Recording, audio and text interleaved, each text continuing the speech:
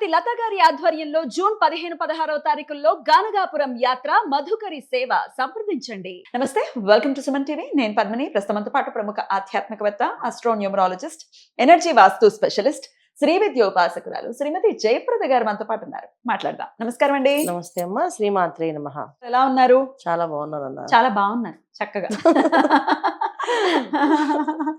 Right. ఇక ద్వాదశ రాశులకి కూడా గురువు ఎటువంటి ఫలితాలు ఇస్తున్నారో ఇప్పుడు తెలుసుకుందాం. తప్పకుండా. ఇక వృశ్చిక రాశి, ఈ వృశ్చిక రాశి వారికి గురువు ఎటువంటి ఫలితాలను ఇవ్వబోతున్నాడండి? వృశ్చిక రాశి వాళ్ళకి మంచి ఫలితాలు ఇస్తారు. ఎందుకంటే సంతానం యొక్క అభివృద్ధి అనేది చూస్తారు. వృశ్చిక రాశి వాళ్ళు ఎప్పటి నుంచో వాళ్ళు చాలా తెలివైన వాళ్ళు, మేము చాలా మంచి వాళ్ళమే, తెలివైన వాళ్ళమే, కానీ మా పిల్లల విషయంలో ఎందుకు మాకు అంత రావట్లేదు అనేది కొంత ఒక బాధ ఉంటుంది వీళ్ళకి. దాని నుంచి వీళ్ళు బయటపడే అవకాశం ఉంటుంది. అందరూ వృశ్చిక రాశి వాళ్ళు అందరికీ ఉంటుందని కాదు. ఇది వృశ్చిక రాశి ఎవరైతే సంతానం అభివృద్ధి అనేది ఎదురు చూస్తున్నారో వాళ్ళకి మంచి ఫలితాలు, ఈ గురువు యొక్క ఫలితాలు వస్తాయి. ఏంటంటే విదేశాల్లో సెటిల్ అవ్వాలనో, అయితే మంచి చదువులు చదవాలనో, మంచి పదవులు రావాలనో పిల్లలకి, లేదా మంచి ప్రమోషన్స్ రావాలనుకున్నా ఏమనుకుంటున్నారో వాళ్ళకి ఆ యోగాలు జరిగే అవకాశం ఖచ్చితంగా అవుతాయి.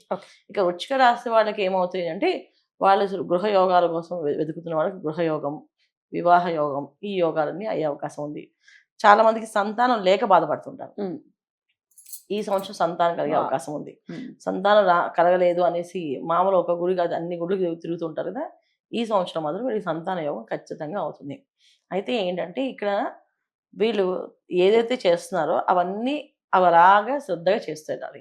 కొంతవరకు ఏంటంటే ఇప్పుడు దాకా చేసే పనులన్నీ కూడా వీళ్ళు ఆపోజిట్ చేసే అవకాశం ఉంటుంది. ఎప్పుడు కూడా ఏంటంటే జాతకంలో కానీ మన కర్మ సిద్ధాంతం అని ఏం చెప్తుందంటే, మనం ఏదైనా పని చేస్తున్నాం చక్కగా, ఆ గ్రహానికి ఏ పని కావాలో ఆ రోజు నుంచి ఆ పని చేయం మనం. అది మన కర్మ సిద్ధాంతం. సో ఇప్పుడు దాకా వీళ్ళు తల్లిదండ్రులు చాలా గౌరవంగా గౌరవిస్తుంటారు, ప్రేమిస్తుంటారు. తల్లి చెప్పిన మాట, తండ్రి చెప్పిన మాట పెద్ద జవదాటకుండా ఉంటారు వీళ్ళు. మిగతా వాళ్ళ విషయాలు ఏమైనా వాదిస్తారేమో కానీ తల్లితో కానీ తండ్రితో కానీ వాదించరు. సరే అమ్మ చెప్పింది ఏదో అమ్మ కోసం చదవాలి అనే ప్రేమ ఎక్కువ ఉంటుంది వీళ్ళకి. ఇక్కడి నుంచి వాళ్ళు అమ్మ చెప్పినా వినరు, నాన్న చెప్పినా వినరు.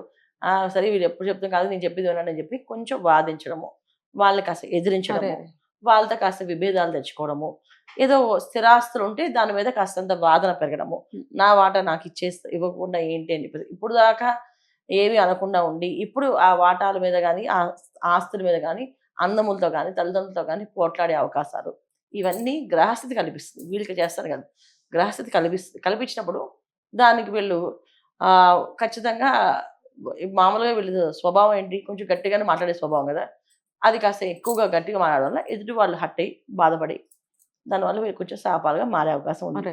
ఆ విషయాలు చాలా జాగ్రత్తగా ఉండాలి. భార్యాభర్తల మధ్యలో కానీ, తల్లిదండ్రులతో కానీ, అన్నదమ్ములతో కానీ, తోబుట్టువులతో కానీ వాదించకూడదు. ఇలా వాదన లేకుండా జాగ్రత్తగా ఉండగలిగితే గురువు యొక్క యోగం వీళ్ళకి బ్రహ్మాండంగా జరుగుతుంది. లేకపోతే కాస్తంత ఇబ్బంది పడుతుంది. ఇప్పుడు దాకా వీళ్ళు ఖచ్చితంగా అన్ని విషయాలు పర్ఫెక్ట్ ఏంటంటే ఫ్యామిలీ విషయంలో వీళ్ళు చాలా పర్ఫెక్ట్. ఫ్యామిలీస్ ఏమన్నారు, ఫ్యామిలీ జోలికి వెళ్ళరు అసలు. వాళ్ళు ఏం చెప్పినా సరే మన వాళ్ళకి తిన్నది ఎవరు, మన వాళ్ళకి తిన్నది పర్లేదు అనే తత్వం. కానీ ఇప్పుడు ఏంటంటే వాళ్ళు పోట్లాడతారు. అంటే ఎప్పుడైనా సరే మనం ఏదైతే కావాలనుకుంటున్నామో అది ఖచ్చితంగా భగవంతుడు ఆపోజిటే ఇస్తాడు. అలా ఇప్పుడు వీళ్ళకి ఉన్న గ్రహస్థితి అంటే గురువు ఉన్నంతకాలం వీళ్ళకి తెలియకుండానే కోపం వచ్చేస్తుంటుంది, తెలియకుండానే వాళ్ళు నోట్లోంచి మాటలు జారిపోతుంటారు. ఆ జారిపోవడం ఎదుటి వాళ్ళకి బాగా మనసు నొచ్చుకుంటుంది, మానసికంగా బాధ ఉంటుంది. ఆ మానసిక బాధ వీళ్ళకి శాపంగా మారుతుంది. అందుకని చేయకూడదు. జాగ్రత్త విషయాల్లో సూపర్ వీళ్ళకి. ఇక ఆరోగ్య విషయం కూడా చెప్పండి, ఎట్లా ఉంటుంది వీళ్ళకి ఆరోగ్యం? ఆరోగ్య విషయంలో కాస్త జాగ్రత్తగానే ఉండాలి. ఎందుకంటే ఎప్పుడైతే వెళ్ళాల్సిన అప్పటి నుంచి అంటే ఒక 40 ఏళ్ళ నుంచి 20 ఏళ్ళ నుంచి చాలా మందికి కాళ్ళు విపరీతంగా నొప్పులు ఉంటాయి.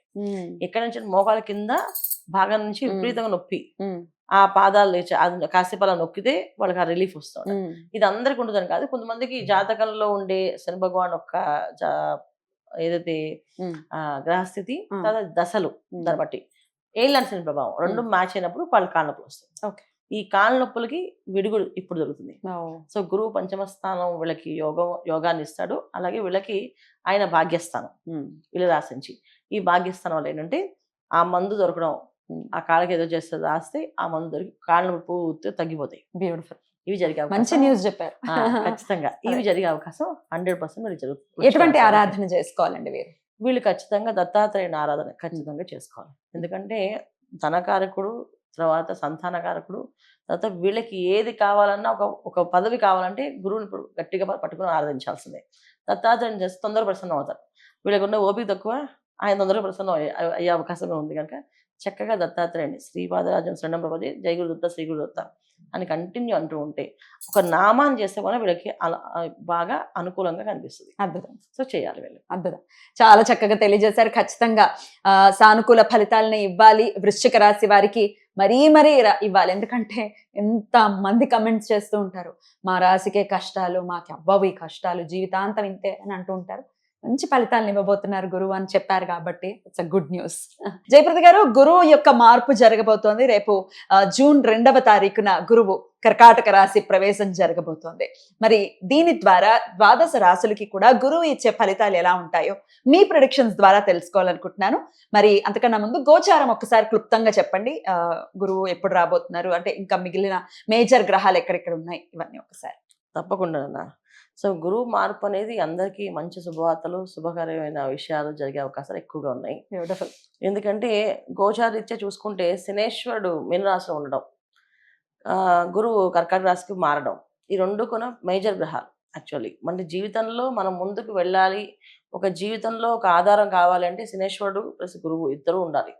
వీళ్ళిద్దరు అనుగ్రహం ఏంటంటే ఈయన క్రమశిక్షణ నేర్పిస్తాడు, ఈయన సంతోషంగా ఉండాలని నేర్పిస్తాడు.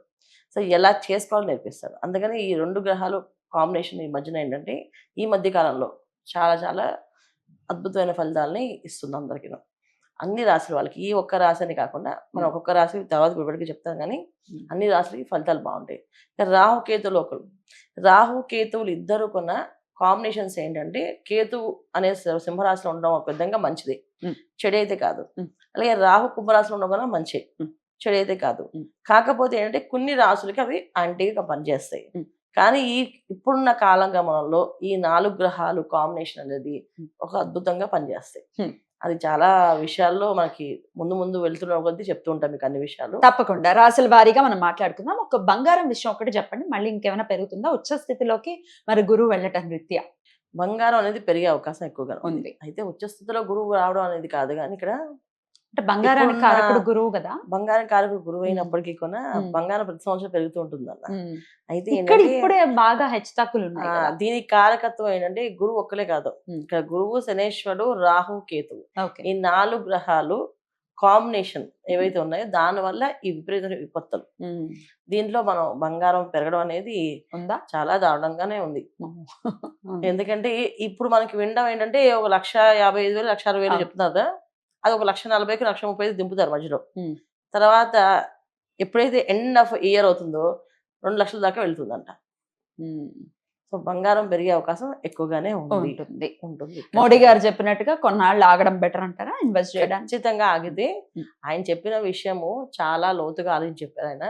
నిజంగా ఇది మనకు సందేశం కూడా. ఎందుకంటే ఒక బంగారమే కాదు, చాలా ఈ రవాణా సంబంధించిన వస్తువులు ఏవైతే ఉన్నాయో మనకి మొబైల్స్ తీసుకోండి, తర్వాత పెట్రోల్ డీజిల్ తీసుకొని, ఇవన్నీ తగ్గించడం వల్ల మన భవిష్యత్తుకి మన పిల్లలకి మనం మంచి దారి చూపించే మనం అవుతాం. లేకపోతే అన్యాయంగా బలైపోయిన మనం అవుతాం. ఇది 100%. Thank you so very much అండి. ఇక నెక్స్ట్ వీడియోలో ధనుసు రాశి గురించి తెలుసుకుందాం. థ్యాంక్ యూ అండి. నమస్తే. శ్రీమాత్రే నమః.